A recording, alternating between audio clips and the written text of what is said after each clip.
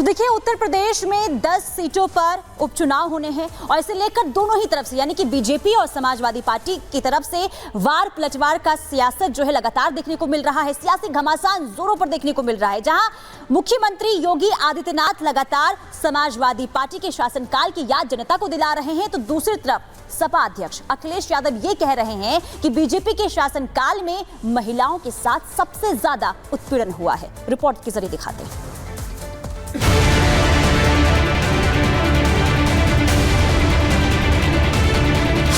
उत्तर प्रदेश में आने वाले दिनों में 10 सीटों पर उपचुनाव होने वाले हैं, जिसको लेकर तमाम राजनीतिक दलों ने अपनी अपनी तरफ से तैयारियां शुरू भी कर दी है।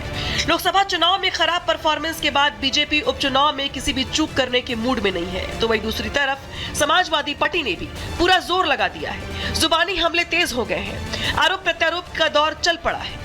उत्तर प्रदेश के मुख्यमंत्री योगी आदित्यनाथ लगातार समाजवादी पार्टी और कांग्रेस पर हमलावर है। भ्रष्टाचार के मुद्दे पर योगी आदित्यनाथ कभी प्रदेश की जनता को सपा शासनकाल की याद दिलाते हैं, तो कभी अयोध्या के मोहित खान और कन्नौज के नवाब सिंह यादव के नाम पर समाजवादी पार्टी को चरित्र का आईना भी दिखाते हैं। सामाजिक ताने बाने को छिन्न भिन्न किया, अराजकता और गुंडागर्दी इनके डीएनए का हिस्सा है। इनका कारनामा वही है जो अयोध्या में एक निषाद बेटी के साथ समाजवादी पार्टी के नेता के द्वारा किया गया था। इनके घिनौने कृत्य वही है जो लखनऊ में एक बेटी को कैसे इन लोगों के द्वारा गिराया जाता है, ये इनका चेहरा है। और इनके वास्तविक कारनामे देखने हो तो कन्नौज में घटित घटना और नवाब ब्रांड ये समाजवादी पार्टी का वास्तविक चेहरा है। तो वही दूसरी तरफ सपा मुखिया अखिलेश यादव है, जो लोकसभा चुनाव के नतीजों के बाद से इतने गदगद है कि उन्हें सही और गलत का फर्क नजर आना भी बंद हो गया है। हालात ये है कि अखिलेश यादव सहूलियत के साथ साथ अलग अलग मुद्दों पर बात करते हैं। अखिलेश यादव जाति जनगणना का मुद्दा संसद से लेकर सड़क तक उठाते रहे हैं।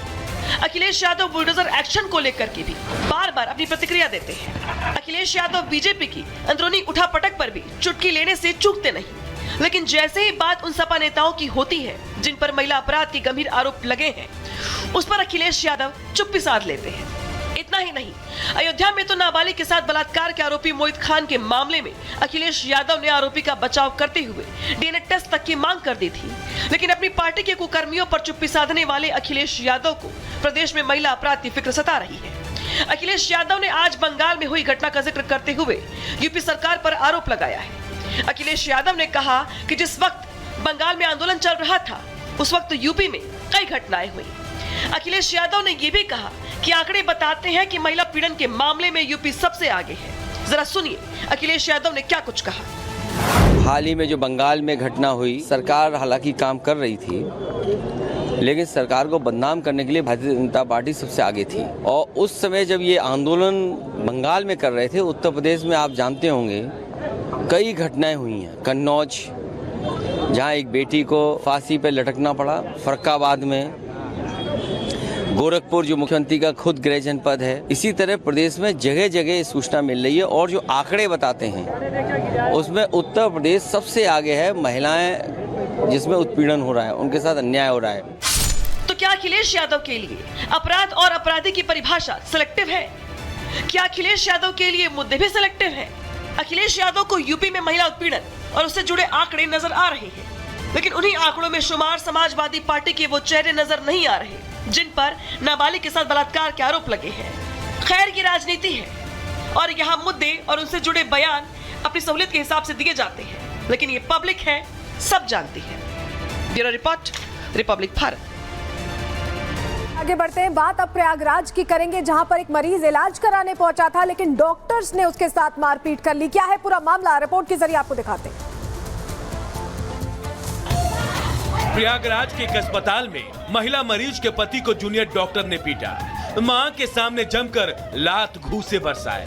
मां छोड़ देने की गुहार लगाती रही, खुद बीच बचाव की कोशिश की तो धक्का दे दिया।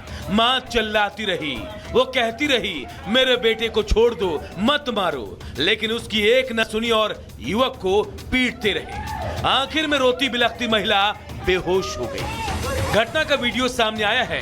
12 से 15 डॉक्टरों पर मारने का आरोप है। युवक की मां के मुताबिक उसके बेटे रोहित की गलती बस इतनी सी थी कि वो अपनी पत्नी की रिपोर्ट और दवा दिखाने के लिए डॉक्टर के केबिन में घुस गया। इतने में जूनियर डॉक्टर गुस्सा हो गए और कहने लगे कैसे अंदर आ गए। वो लोग गालियां देने लगे। देखते ही देखते बेटे को पीटने लगे। करीब 15 मिनट तक बेटे को पीटा, यहाँ तक कि उसके कपड़े तक फाड़ दिए। मौके पर पहुंची पुलिस ने फिलहाल केस दर्ज कर लिया है।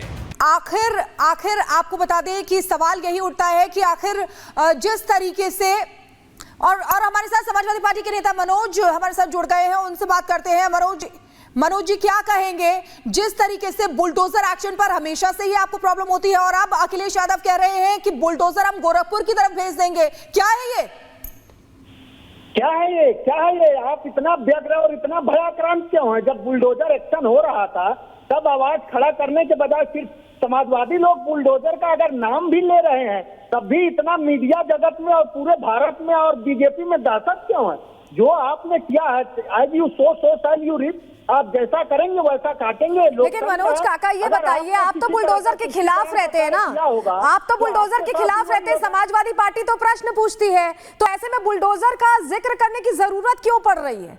क्यों आप जिक्र कर रहे हैं? क्या वजह है इसके पीछे? आपको तो पसंद नहीं है बुलडोजर एक्शन, पहले ही आप कह चुके हैं, आपकी पार्टी का स्टैंड रहा है।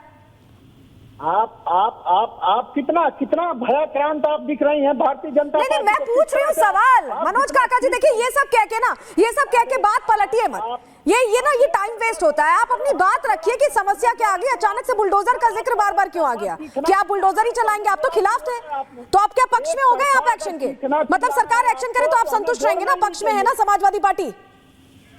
आपको ये कहावत है कि as you sow shall you reap. अगर भारतीय जनता पार्टी किसी तरह का जो भी व्यवहार कर रही है, समाजवादी पार्टी की सरकार आने पर सबका मुंहतोड़ जवाब दिया जाएगा, सीधा कहानी है। आप तो फिर धमकी दे रहे हैं, अभी तो पार्टी की सरकार आई नहीं। काका जी, हम लोग किसी तरह की कोई धमकी नहीं दे रहे हैं, लोकतांत्रिक रूप से और एक संवैधानिक बात कर रहे हैं। अगर आपने गरीबों का, किसानों का, बहुजनों का घर गिराया होगा तो जो आपके संरक्षण में लोग जो जमीनें कब्जा कर रहे हैं पूरे गोरखपुर में, पूरा घाघरा से और राप्ती से पूरा गोरखपुर। अच्छा मनोज काका जी, मुझे एक सीधा सा जवाब दे दीजिए, चिल्लाने की बजाय आराम से जवाब दीजिए कि अपराधियों पर एक्शन लेना क्या गलत है? फालतू की बातें ना करिए, आपने बुलाया। फालतू की बात नहीं है, चिल्लाइए मत, आराम से जवाब दीजिए। अपराधियों पर एक्शन लेना क्या गलत है? आप एंकरिंग पहले, अपराधियों पर एक्शन लेना क्या गलत है? सीखो एंकरिंग सीखो।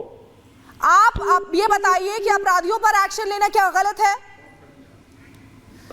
तो देखिए, सवाल का जवाब देने की बजाय उन्होंने फोन काट दिया।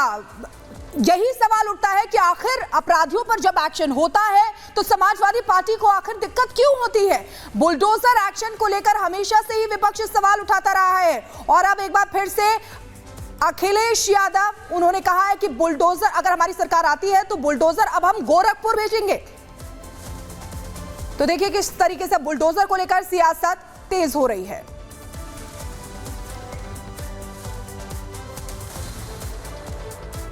दो 2017 के पहले जो लोग प्रदेश में लूट खसोट मचाए थे, आज जब उनके सपनों पर पानी फिर चुका है तो अब टीपू भी चले सुल्तान बनने सपना देख रहे हैं। बुलडोजर पे हर एक व्यक्ति के हाथ नहीं फिट हो सकते, इसके लिए दिल और दिमाग दोनों चाहिए, दिल और दिमाग दोनों चाहिए। बुलडोजर जैसी क्षमता और दृढ़ प्रतिज्ञा जिसमें हो वही बुलडोजर चला सकता है। दंगाइयों के सामने नाक रगड़ने वाले लोग बुलडोजर के सामने वैसे ही पस्त हो जाएंगे।